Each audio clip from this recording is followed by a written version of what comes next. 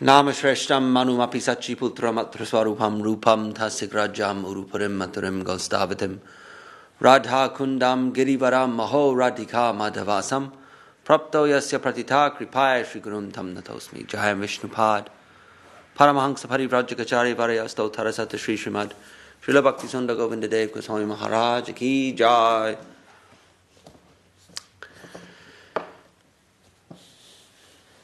So today we're reading from Adi Lila chapter 4, entitled The Confidential Reasons for Mahaprabhu's Descent.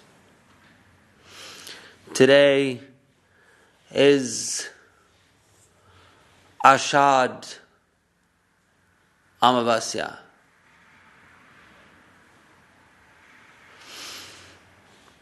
Which is the disappearance of Bhaktivinoda Thakur and Gadadhar Pandit Goswami. They both passed away on the same day. The Tirobhav Mahotsava of Bhaktivinoda Thakur and Gadadhar Pandit Goswami. They passed away on the Amavasya, the dark moon. Amavasya is sometimes known as the new moon, but that's a misnomer because the moon is not quite new. At the very end of Amavasya, then the new cycle begins. But the Amavasya Tithi, or lunar day itself, is the oldest day of the cycle. The moon begins at Pratipat, Shukla Pratipat, or Gaura Pratipat. 15 days it grows, becomes full, and then 15 days it wanes. And the 30th day, 15 plus 15, the 30th day of the cycle is known as Amavasya, the oldest moon, the old moon, when the moon's light is at its dimmest. And at the very peak of Amavasya, the moon is just a tiny little sliver, a crescent moon. So maybe we can talk a little bit about the day, or a little bit of, I should say, about the specific Amavasya, in relation to the disappearance of Bhaktivinoda Thakur, Gadadhar Pandit. At the conclusion to his commentary on Chaitanya Charitamrita, Bhaktisiddhanta Saraswati Thakur wrote that his commentary is called the Anubhasya. Bhaktivinoda Thakur wrote a commentary on Chaitanya Charitamrita called Amrita Pravahabhasya. And Bhaktivinoda Thakur also wrote, Bhaktisiddhanta Saraswati Thakur also wrote a commentary called Anubhasya. So Anu means something that it kind of follows. So he's saying like a commentary that's kind of following in the line of his father's commentary. Not to replace it or supersede it, but coming after as a support, as a supplementary commentary, we could say. And so at the very end of that, having finished his commentary, he makes some interesting expressions, including one stating that in his vision he saw that Bhaktivinoda Thakur as Gadadhar Pandit Goswami. This was in his vision, Bhaktivinoda Thakur's vision. And that he sees Gaur Kishore Das Babaji as Swarup Damodar Goswami. So he sees these two parishads of Gauranga Mahaprabhu again manifested in physical form. That is, the Leela of Gauranga Mahaprabhu is sometimes on the surface, and it sometimes takes a subterranean flow, or sometimes flows underground, and then again re-emerges. It is eternal, but sometimes it is manifest and sometimes it is unmanifest. And only those with the spiritual vision, with the necessary degree of spiritual vision, can see it. Others will not be able to see it. Some people may go into the geographical location which is considered to be the holy dham, but to them it's just another mundane experience. Those with an elevated state of consciousness will be in that same place, and they will see the eternal Leela that is taking place. Not that it's a easy accomplishment, but we can see its testimony to the divine status and vision of Bhaktisiddhanta Saraswati Thakur, that he's able to see the eternal pastimes of Gauranga Mahaprabhu, Gauranga Mahaprabhu's eternal Leela being played out. Swarup Damodar Goswami in Gaur Kishore Das Babaji and Gadadhar Pandit Goswami in Bhakti Vinod Thakur. These two, Swarup Damodar and Gadadhar Pandit Goswami, are two of the most intimate disciples of Mahaprabhu. Gadadhar Pandit Goswami is Radharani in Chaitanya Lila, and Swarup Damodar Goswami is Vishaka. So these Radharani and Vishaka are two closest associates of, or you could say the two intimate, highest gopi servitors of Krishna. So we see them also in the close proximity to Gauranga Mahaprabhu, who is Krishna himself. So this was the vision of Bhaktisiddhanta Saraswati Thakur that he expressed at the conclusion of his Anubhasya. But he also gave some kind of caution or caveat, saying that, but this shouldn't be really publicized whimsically or without consideration, because many people will not understand it. Many will laugh at it, will be unable to appreciate such depth of vision.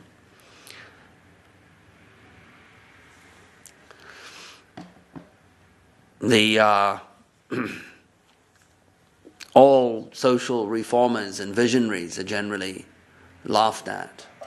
People with deep insight that is maybe genius or well beyond their time, they are scoffed at by the general populace. They're even scoffed at by educated fellows. They're so far ahead of their time that no one can appreciate their vision. But often, much later, when society, including the academic or scientific class, catch up, then they realize, oh, this person actually was seeing truth, and simply their vision was simply well ahead of their time. So sometimes, similarly the case with a spiritual visionary, is that their depth of vision is so much deeper, more advanced than the general populace, that it cannot be appreciated by the general populace, or even, as in the case with a scientific visionary's vision not being appreciated by the scientific community, also by the spiritual community. They cannot necessarily appreciate the depth of vision of a spiritual genius. So Bhaktisiddhanta Saraswati Thakur says that it's not to be necessarily publicized everywhere, but he's saying, nonetheless, I have to express it because this is my genuine vision. This is my heartfelt feeling. So he's equated these two personalities together, Gadadhar Pandit and Bhakti Vinod Thakur, and they pass away both on the same day, the Ashad Amavasya, the old moon of the month of Ashad, which is, of course, always 2 days before Sri Jagannath Rath Yatra. Jagannath Rath Yatra is on the Dvitiya Tithi, which is second Tithi of the waxing moon, the month of Ashad. So the Amavasya is 2 days before that. Gadadhar Pandit passes away on Ashad Amavasya in 1435, the year of 1435. And Bhaktivinoda Thakur passes away, or disappears, we should say, on the Ashad Amavasya of 1914. And in the case of the former, Gadadhar Pandit Goswami, he is living in great separation of Sri Chaitanya Mahaprabhu. The separation of his dearest, most beloved, Gauranga Mahaprabhu passes away, disappears. Approximately 1 year prior, there's no date given for the exact disappearance of Sri Chaitanya Mahaprabhu, but it's sometimes it's assumed or understood that it was sometime around the Rath Yatra festival, sometime after the Rath Yatra festival, where Bhaktivinoda Thakur says that during the kirtan at the Tota Gopinath temple of Gadadhar Pandit, he enters into the deity, and his Shakshat manifest Leela is brought to an end. So that was in 1534. So after that event, of course, all of the parishads, the dear devotees of Mahaprabhu, are plunged into an ocean of misery and sorrow, including, of course, Gadadhar Pandit, whose sorrow is incomparable, being so close to Mahaprabhu, being actually Gurudev, Srila Bhaktisundar Govindadev Goswami Maharaj says, and Srila Param Gurudev says, is Mahaprabhu's most intimate servitor. Param Gurudev says this in the beginning of his book, The Golden Volcano of Divine Love. He says he's his most intimate servitor. And prior to in the lead up, in the final years of Mahaprabhu's life, where he's tasting the intense, extremely intense Vipralamba bhav of Srimati Radharani for Krishna, then there is very few that can provide him solace. He is burning with this Vipralamba bhav, and few can provide him with the nectar that he needs. And those few, of course, are Ramananda Rai and Swarup Damodar, and in extreme cases, he visits Gadadhar Pandit to receive this medicine that can help to cool his fire of separation. And in this, describing this, again in the beginning of the Golden Volcano, Param Gurudev has composed a sloka to describe this intimate service of providing relief and some kind of nourishment to his dearest friend and Lord. Gadadhar Pandit is reading from the Bhagavatam and providing some relief to Sri Chaitanya Mahaprabhu in the final years of Mahaprabhu's manifest Leela. So Param Gurudev's sloka is Nilam Bodhi Tate Svavira Akshipanvitam Svaviraha Akshipanvitam Bandavam Srimad Bhagavati Katha Madiraya Sanjivayan Bhattiya Srimad Bhagavatam Sada Svanayanashru Payane Pujayan Goswami Prabharo Gadadhar Vibhur Bhuyat Mad Ekagati. And it means in just that next to the ocean, the broad blue ocean, Gadadhar Pandit is reading from the Srimad Bhagavatam, and the effect of that, he's reading to his dearest friend, Sri Chaitanya Mahaprabhu, who is burning up in the separation in Srimati Radharani's separation from Krishna. And the words of the Bhagavatam being read by Gadadhar Pandit are like wine, intoxicating beverage. Srimad Bhagavati Katha Madiraya Sanjivayan Bhattiya. So Bhagavati Katha means the discussion or the talk, the reading of the Bhagavatam. Madiraya, it's acting like alcohol, like wine. Sanjivayan, but it's giving life. Sanjivani. Sanjivani means it's rejuvenating, brings one back from the brink of death. The effect of the Sanjivani. So Srimad Bhagavati Katha Madiraya Sanjivayan Bhattiya. The effect of the reading of the Srimad Bhagavatam by Gadadhar Pandit to Mahaprabhu is intoxicating, and its life is giving him life. So it's numbing his pain and giving him some new life. And while this is happening, Gadadhar Pandit is also experiencing great, powerful spiritual emotions, and tears are flowing from his eyes. Svanayanashru Payaner Pujayan. So tears are streaming from his eyes and falling onto the pages, the palm leaf pages of the Bhagavatam, washing the ink away, washing the slokas away. He knows it by heart, but so he doesn't need the text. But that is what is happening. And in this regard, Gurudev Srila Bhakti Sundar Govindadev Swami Maharaj says that what more is needed for one's worship ultimately than one's tears, because one's tears are representing depth of bhav, depth of spiritual emotion. So Param Gurudev, he composed this sloka. He called it the Pranam mantra for Gadadhar Pandit Goswami. Goswami, and the last line of the verse is Goswami Prabharo Gadadhar Vibhur Bhuyat Mad Ekikati.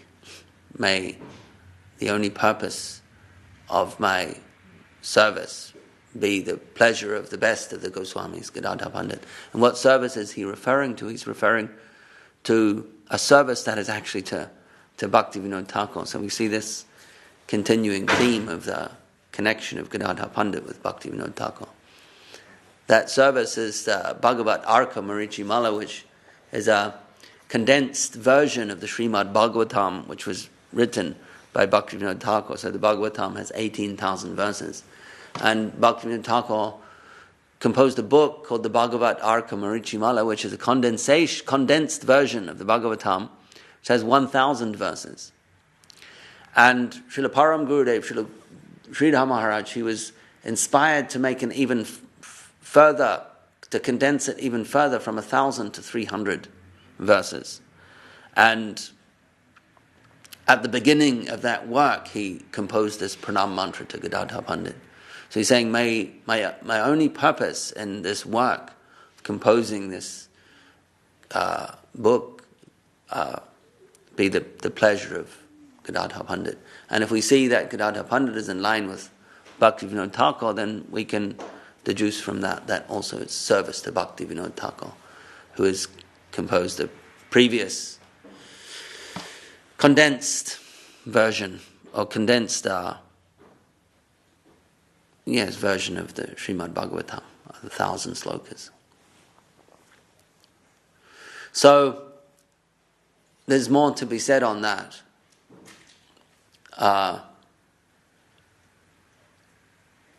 But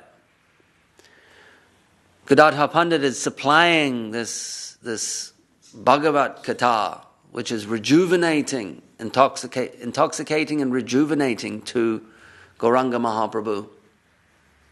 And then in 1534, the year Mahaprabhu, he passes away by entering into the deity of Gadadhar Pandit, Tota Gopinath, and plunges the devotees into the pain of separation, particularly Gadadhar Pandit, who can barely live in separation from Mahaprabhu.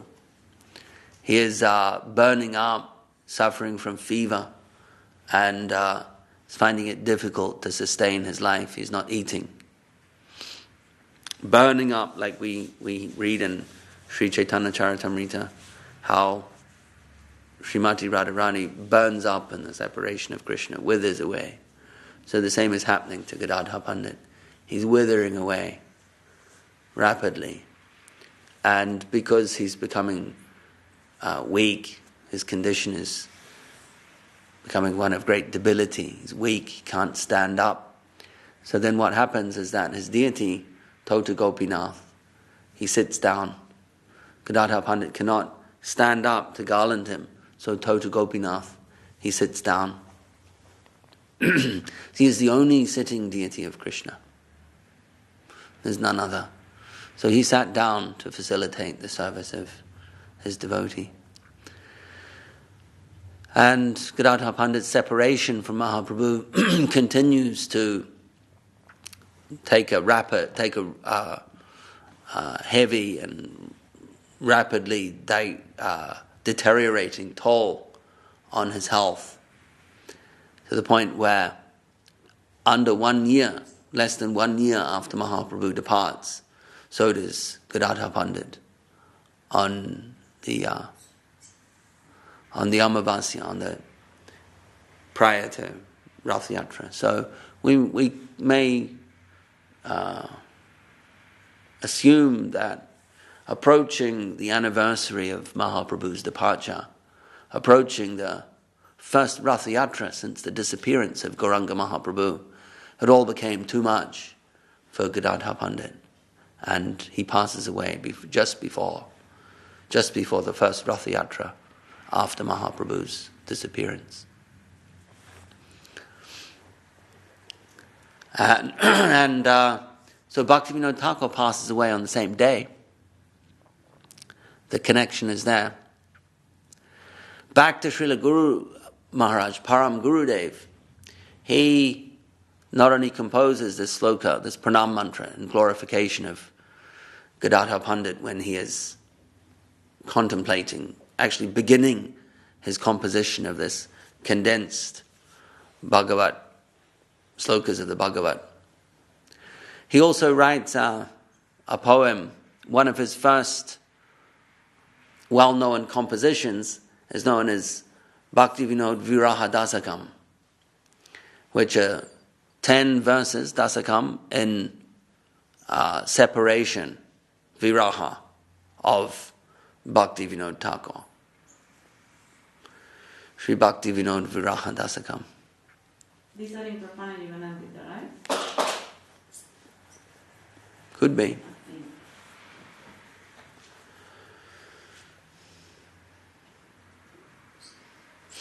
So he wrote the Bhakti Vinod Viraha Dasakam.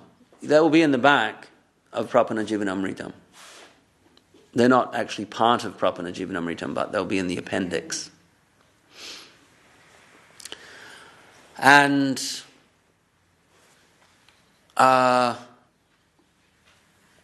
so he presents this to his guru, Srila Bhaktisiddhanta Saraswati Thakur, who is greatly pleased with the composition. Very impressed, very pleased, very happy. And he makes now a famous proclamation. He says that with the receiving and reading of this composition by Srila Sridhar Maharaj, by his disciple, he says that I am now confident that there is at least one person who is capable of carrying forward and preserving the teachings and the conception of Bhakti Vinod Thakur. And the whole life and mission of Bhaktisiddhanta Saraswati Thakur was the propagation, the practice and propagation of his father, Bhakti Vinod Thakur's conception. Although he is officially initiated by Gaur Kishore Das Babaji Maharaj, Param Gurudev tells us that his deeper affinity is with Srila Bhakti Vinod Thakur. So he is carrying forward the mission, the conception of Bhakti Vinod Thakur. And when he receives and reads this poem, Bhakti Vinod Viraha Dasakam, from his disciple, our Param Gurudev. He says, now I'm happy that there is someone who is qualified, someone who will, at least one person, who is capable and qualified to preserve, protect, carry forward, represent the true spirit and teachings, the deep conception of Bhaktivinoda Thakur. Which is tantamount to saying that there is one person who is qualified to succeed me. It's tantamount, that's an acknowledgement of that. Which we see is later again given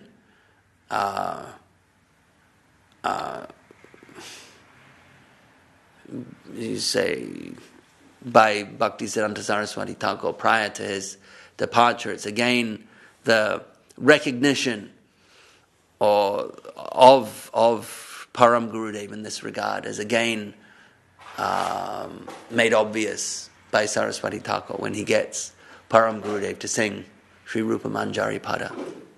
So it wasn't just that incident, it's also much earlier when he appreciates and cherishes this poem by Param Gurudev. This person is qualified. And from that time on, actually Param Gurudev says he wrote this poem to get the mercy of Saraswati Thakur. He says that Saraswati Thakur's affection and affinity for Bhaktivinoda Thakur was so deep that the way to his heart was through the praise of Bhaktivinoda Thakur. Such is the fine intelligence of Param Gurudev. And we see that it worked. But we can also understand that it wasn't just that. It wasn't, you could say, just a ploy or a mechanism to win the affection of Saraswati Thakur. As in, it didn't represent a real understanding. It did represent an absolutely deep, real appreciation of Bhaktivinoda Thakur expressed by Guru Maharaj, Param Gurudev. And at the same time, it did win the affection of Bhaktisiddhanta Saraswati Thakur. Such is the genius of Param Gurudev. So, Srila Sridhar Maharaj wrote that while Bhaktisiddhanta Saraswati Thakur was still... Yeah.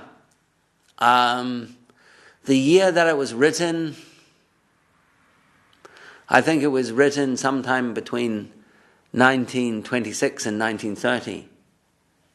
Because it was prior, I understand it was prior to Param Gurudev taking sannyas.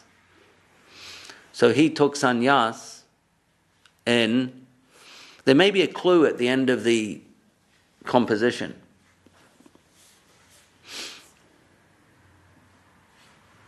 It was written prior to Param Gurudev taking sannyas, and he took sannyas in 1930.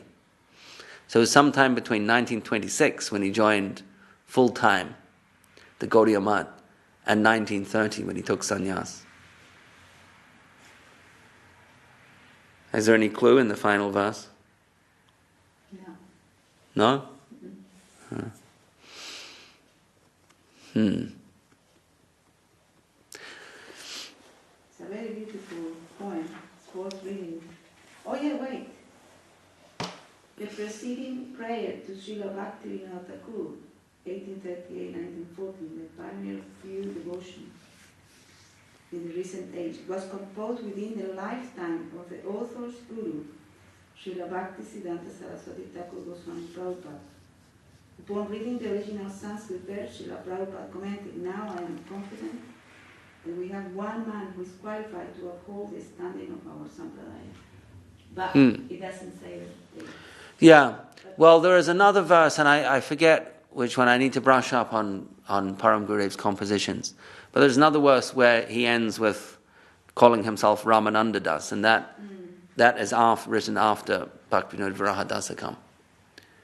And Ramananda Das is the name given to Param Gurudev when he is appointed the service of establishing the location of the Ramananda Samvad and establishing Mahaprabhu's Padapita, his footprints, like the cast of his footprints at that place. That was done somewhat prior to He's called Ramananda Das. It's not called Bhakti Rakshak Sridhar. So that was maybe 1929. So the Bhaktivinoda Viraha Dasakam was maybe 28. Kind of speculating a little here, but around that time. It was his first, I believe, Sanskrit composition. So it'd be interesting to find the exact date, but sometime in the in the late 1920s. So in the Bhaktivinoda Viraha Dasakam, in praise of Bhaktivinoda Thakur, he says, what was possessed by Sri Chaitanya Mahaprabhu, what Sri Chaitanya Mahaprabhu had, the Radha Bhav, we could say. Anyway, what Mahaprabhu has is then appreciated is known by Swarup Damodar, appreciated by Sanatana Goswami, distributed by Rupa Goswami, tasted by Raghunath Das Goswami, given additional flavor by Raghunath Das Goswami, protected by Jiva Goswami, aspired after by Sukadev, Brahma, Lord Shiva. That high conception, Radha Dasyam, that is being distributed by Bhaktivinoda Thakur. So that is given at the conclusion of Bhaktivinoda Viraha Dasakam. Greatly appreciated by Bhaktisiddhanta Saraswati Thakur.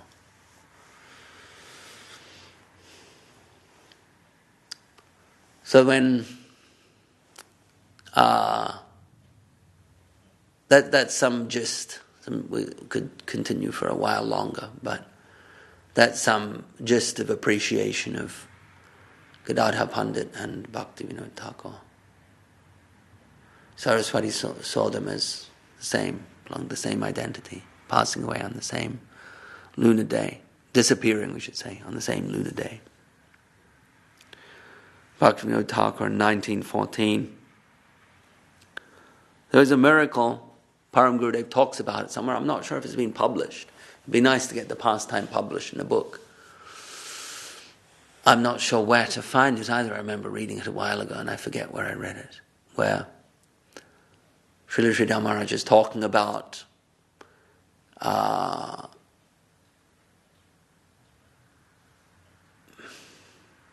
some lady who knew Bhaktivinoda Thakur.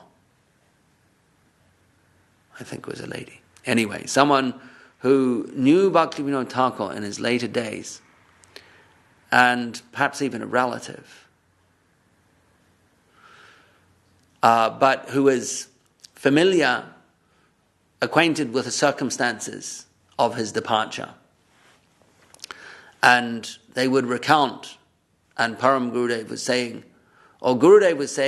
that Param Gurudev, whenever this person would visit the mutt, Param Gurudev would always get them to recount this tale of Bhaktivinoda Thakur, this miracle that took place at the time of Bhaktivinoda Thakur's disappearance. How he left, he departed and his body showed all signs of death, no signs of life. So he's, you could say, biologically dead. There's no life in the body. But for whatever reason, his family, friends, or were begging him to return, to come back into his... there was some unfinished work, some errand or some job that required completion. And so after a certain significant period of time of no symptoms of life in his body, he re-enters his body and there is life again. And he lives for another 2 weeks before departing again. I would like to read that story again to brush up on the details of it. You know who will know the details? Lalita Madhava should know, yeah. PhD on Bhakti Yoga. Yeah, he should know, yeah. I'll hit him up. So that is a miracle surrounding.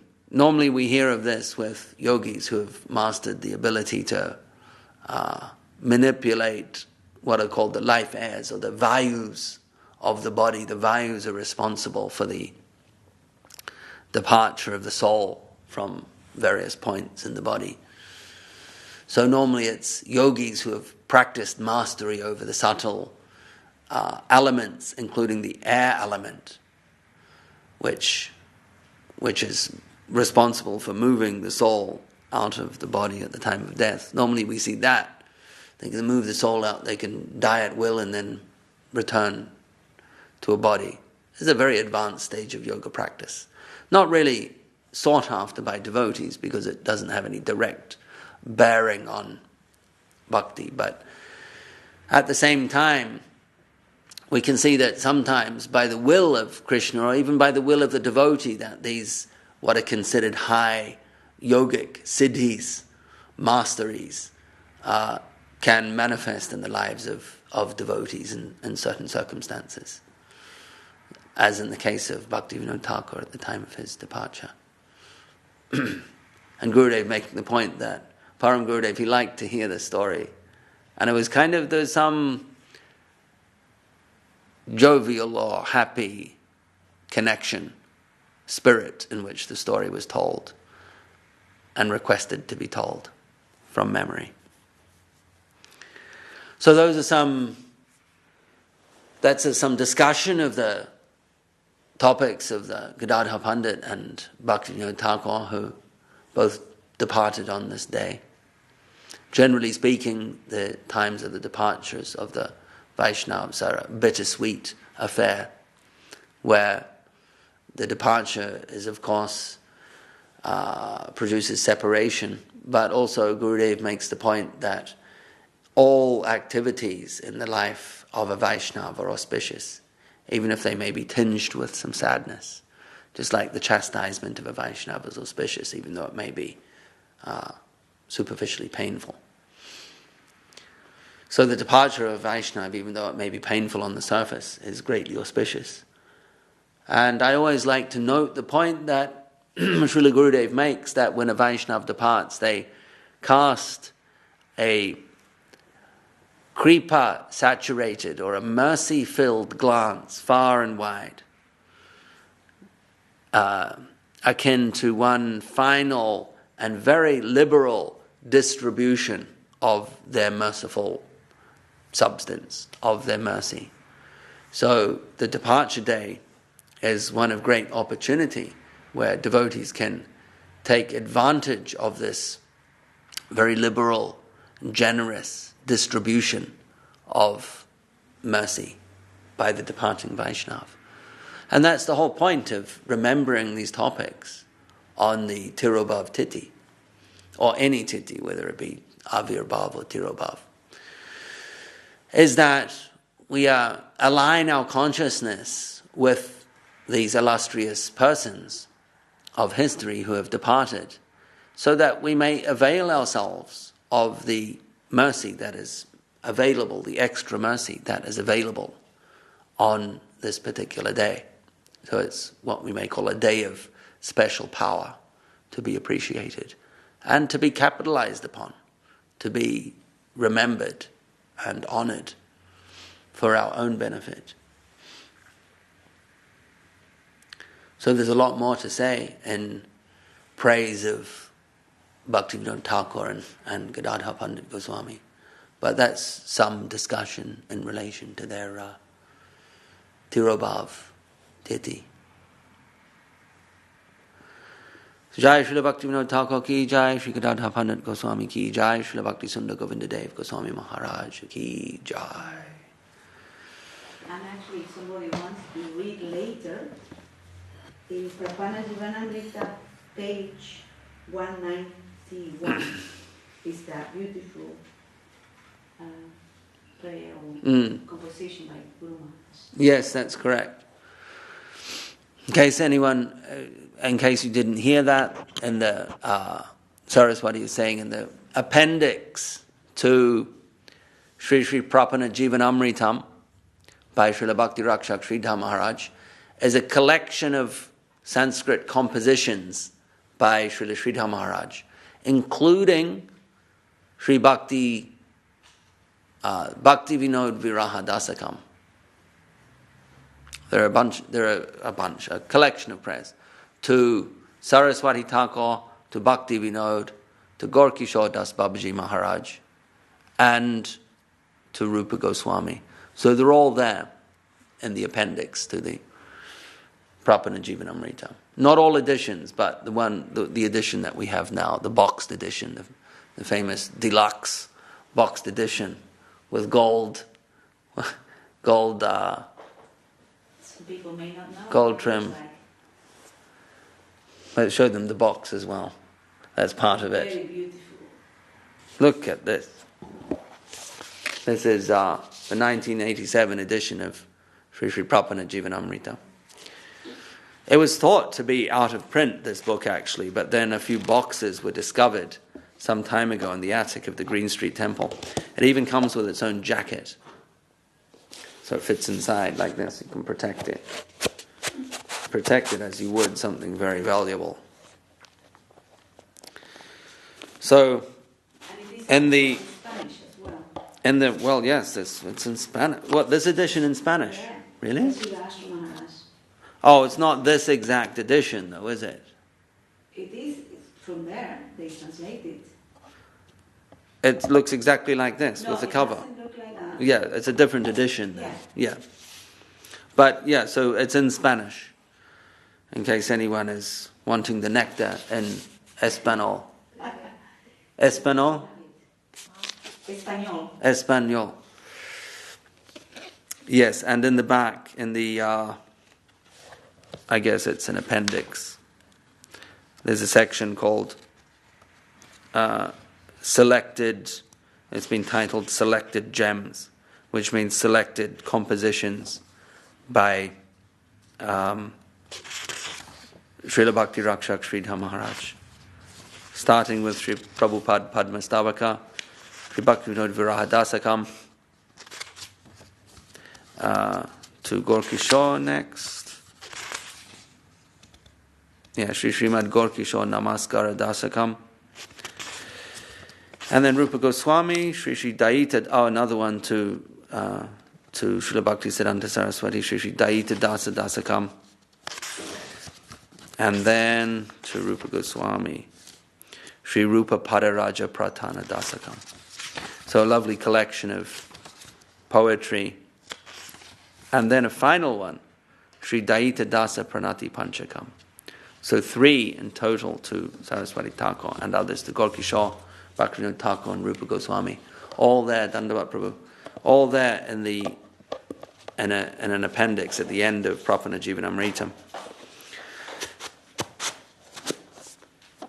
Available at GaudiyaDarshan.com, the bookstore. So I think, shall we finish? We'll read a little bit from Revealed Truth. Not Revealed Truth. Devotional Treasure Chest. Rewind a couple of months. We finished Revealed Truth. Devotional Treasure Chest. We are at a chapter entitled The Line of Sri Chaitanya Saraswat Mat. Param Gurudev is explaining the meaning of the name and also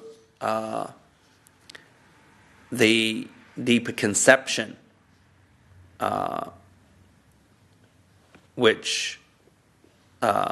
the deeper conception behind the name, right? The philosophy or the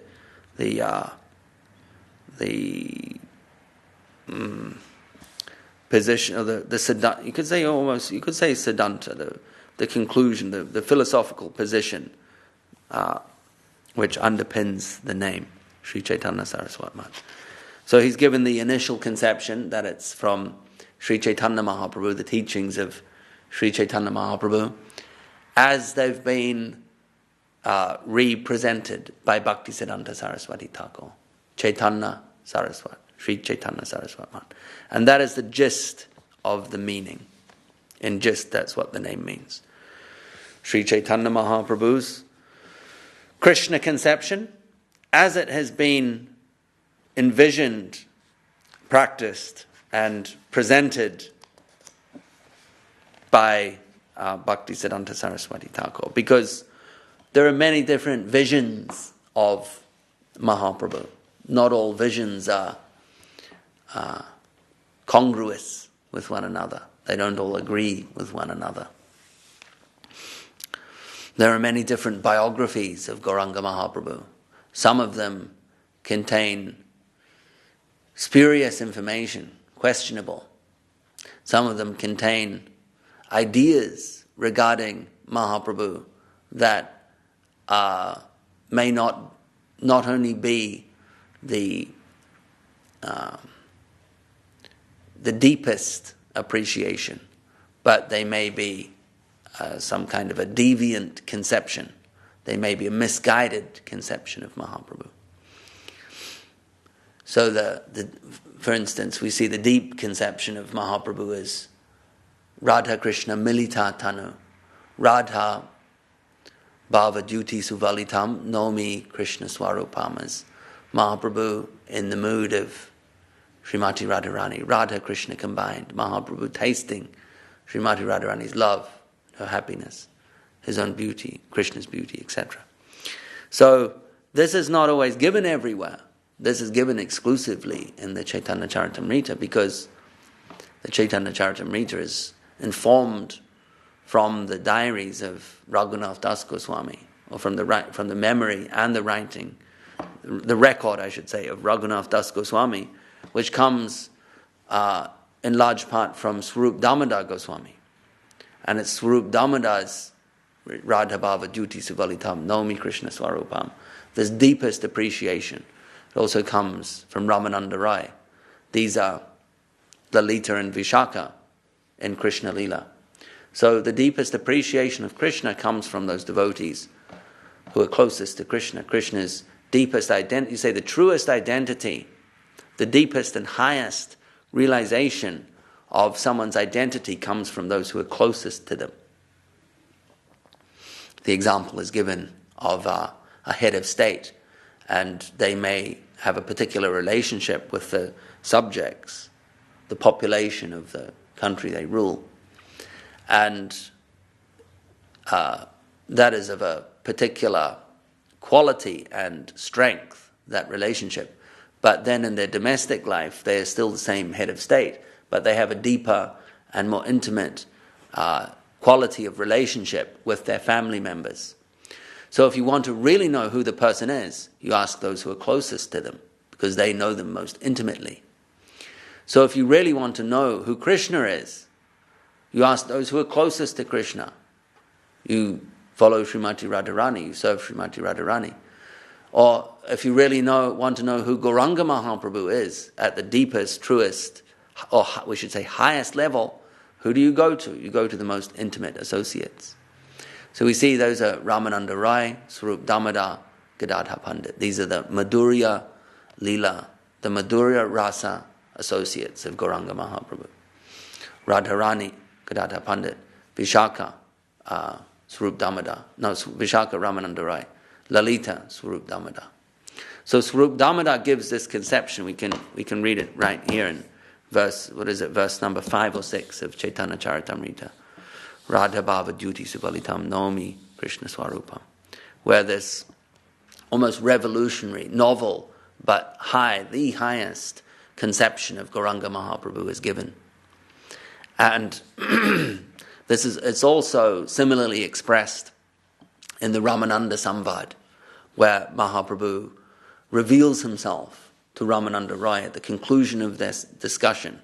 He reveals himself as Radha and Krishna combined. This is the very highest conception of Gauranga Mahaprabhu. So Ramananda Rai, Swarup Damodar, Gadadhar Pandit, etc.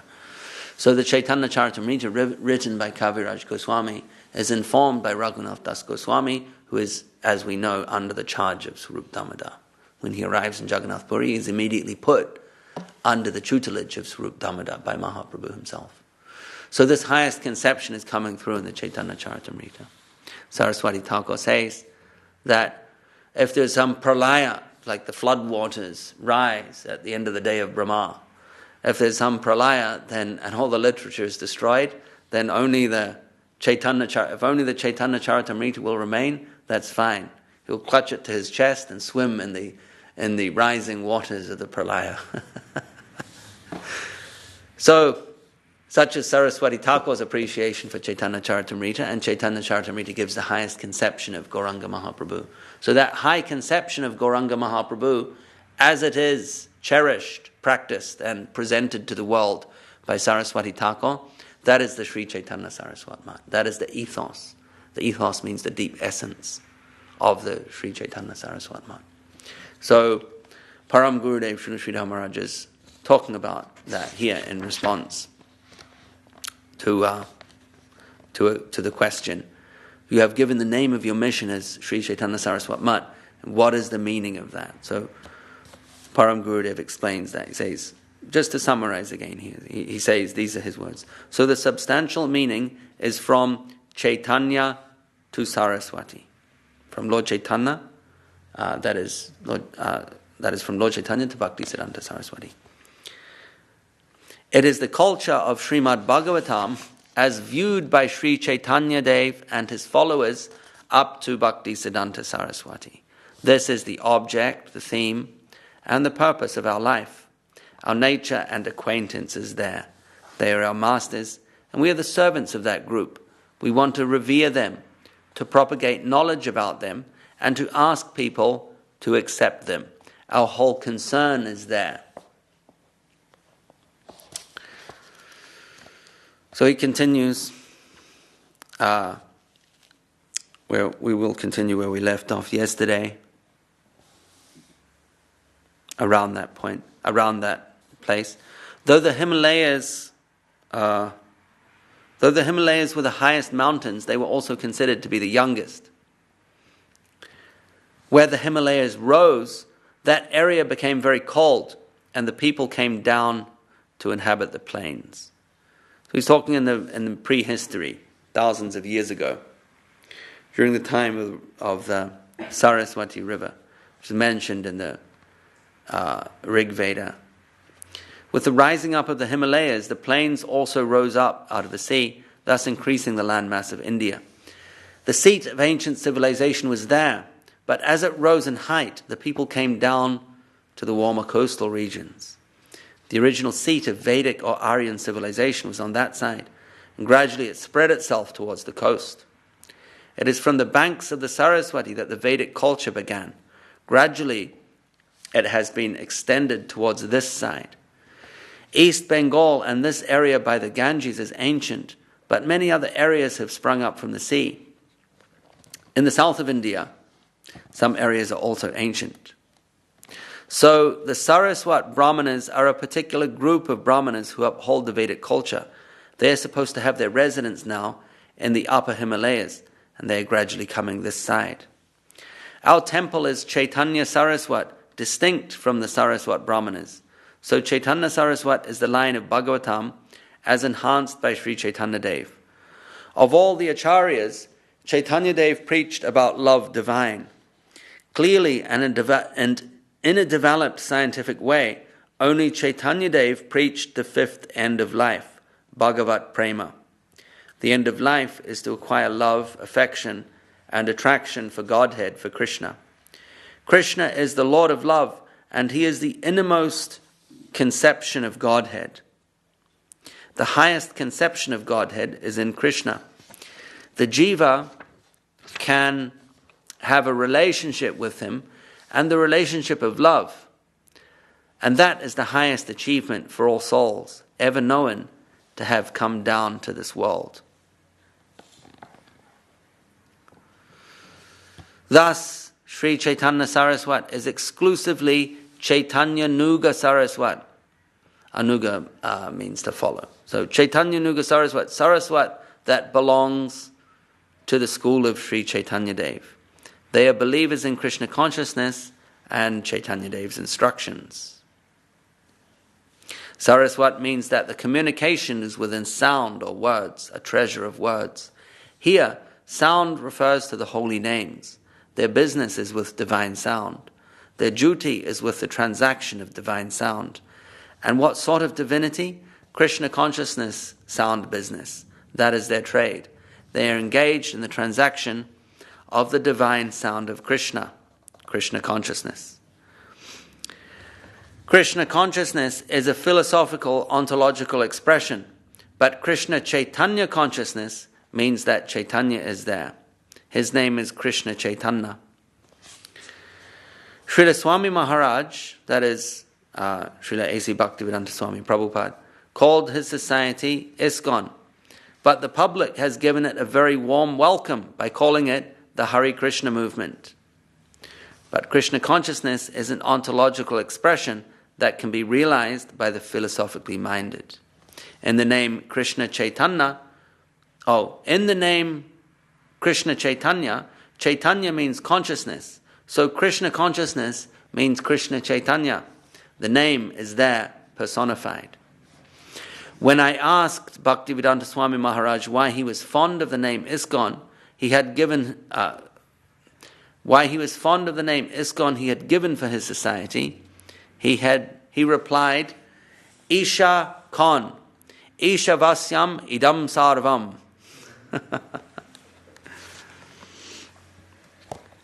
Question: who or which races are the descendants of the Aryans? There seem to be different opinions. So that seems to be the end of that discussion. The questioner has taken a different tack now. Nonetheless, Param Gurudev is full of very brilliant and interesting and novel insight. So he gives he gives an interesting and illuminating response. So the essence of what is being said here in response to the question of, please explain the meaning of the name Chaitanya Saraswati Mat, is that in gist it is Sri Chaitanya Mahaprabhu's teachings as given by Saraswati Thakur, but he also elaborates on some kind of, you could say, attached themes. That he talks of the Saraswat Brahmanas, who are custodians of the pure Vedic culture, pure Brahmins, and also of Saraswat in the general sense of the word being communication through speech. And what sort of speech, what sort of sound? The sound of Krishna consciousness. And then he touches on the meaning of Krishna consciousness as in Chaitanya. The generic meaning of the word Chaitanya is consciousness. And Krishna Chaitanya, of course, is the sannyas name of Gauranga Mahaprabhu. So he's saying that this translates as Krishna consciousness, the term made famous by Swami Maharaj Prabhupada. And then the meaning of ISKCON, International Society for Krishna Consciousness. So we can see, he doesn't say it directly, but if we read between the lines, we can see that he's also drawn a parallel between the name of Srila Prabhupada, Srila Swami Maharaj Prabhupada's organization, Krishna Consciousness, and the Sri Chaitanya Saraswati Mat. And of course, the ethos, the deeper purpose of both missions are exactly the same. Jai Srila Bhakti Rakshak Sri Dhadev Goswami Maharaj Ki Jai, Srila Bhakti Sundar Govinda Dev Goswami Maharaj Ki Jai, Sri Radha Pandit Bhaktivinoda Thakur Tirobhav Maha Mahotsava Ki Jai.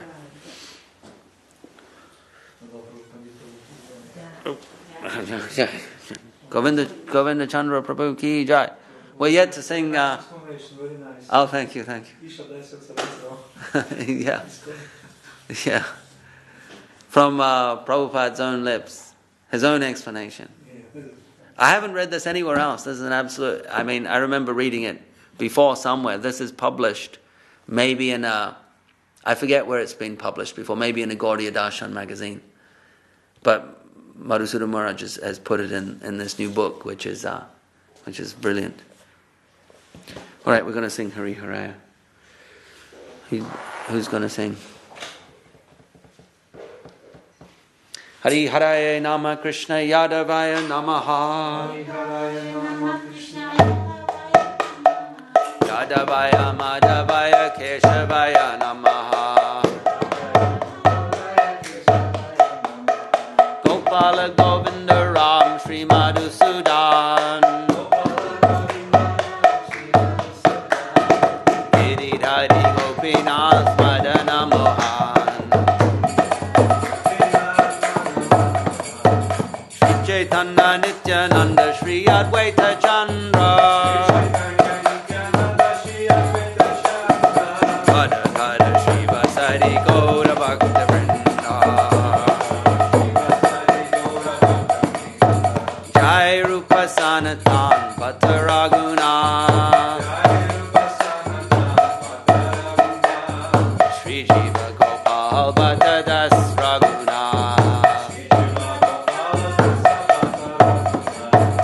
Echai Koshai Kori Charana Bandhan Hoite Vignana Sabista Puran Echai Koshai Andamuni Tanradas Tansavara Para Renu Mora Panchagras Andara Charana Sevi Bhakta Sanivas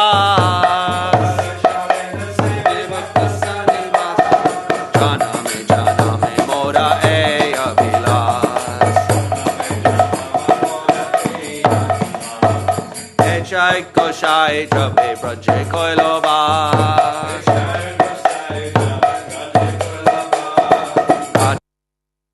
Lila Korila Prakash Anande Bolo Hari Bhaja Vrindavan Anande Bolo Hari Bhaja Vrindavan Shri Guru Vaishnava Parimajai Aman Guru Vaishnava Parimajai Aman Shri Guru Vaishnava Para Padma Koriya Shri Guru Vaishnava Padma Koriya Hari Nam Sankirtan Kohe Narottama Das Nam Sankirtan Kohe Narottama Das Hare Krishna Krishna Krishna Hare Hare Hare Krishna Krishna Hare Ram Ram Ram Hare Hare Hare Rama Hare Krishna Krishna Krishna Hare Hare Hare Ram Ram Hare Hare Hare Krishna Krishna Krishna Hare Hare Hare Krishna Krishna Krishna Bolo Hare Ramo Rama Ramo Hare Hare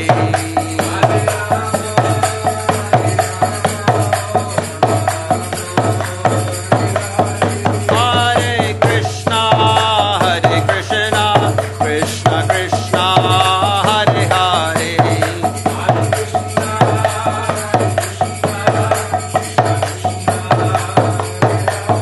Bolo Hare Ramo Rama Ramo Hare Hare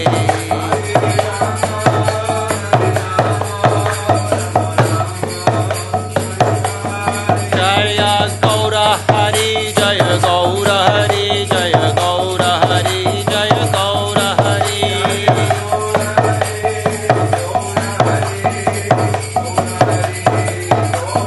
Gaura Hari Bol Hari Bol Hari Bol Nitai Gaura Hari Bol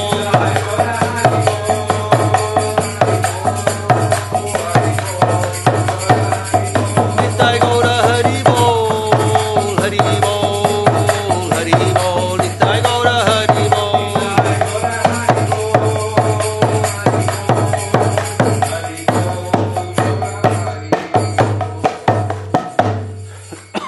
Jai Saparikara Shri Shri Guru Gauranga Sundar Radha Giri Hari Jiv Ki Jai Jai Vishnupad Srila Bhakti Sundar Govinda Dev Goswami Maharaj Ki Jai Jai Vishnupad Srila Bhakti Rakhak Shri Dhadev Goswami Maharaj Ki Jai Bhagavan Srila Bhakti Siddhanta Saraswati Thakur Prabhupada Ki Jai Shri Rupanuga Guru Varga Ki Jai Namacharya Srila Haridas Thakur Ki Jai Vishvavaranya Srila A.C. Bhaktivedanta Swami Maharaj Prabhupada ki jai, Samaveda Vaishnav Mandala ki jai, Samaveda Bhakta Vrinda ki jai, Sri Chaitanya Saraswat Mat ki jai, Sri Chaitanya Saraswat Mat London ki jai, Sri Gadadhar Pandit Goswami, Sri Bhaktivinoda Thakur, Tirobhav Mahamahotsavati ki jai, Sri Harinam Sankirtan ki jai, Nitai Go Premanandi Hari Hari Hari Go.